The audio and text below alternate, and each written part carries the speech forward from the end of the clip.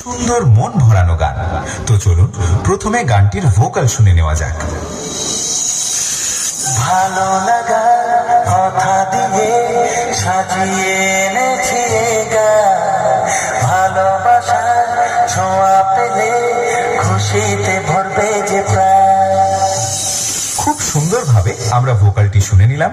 এবার high quality সাউন্ডের সাথে সম্পূর্ণ গানটি উপভোগ করতে থাকুন।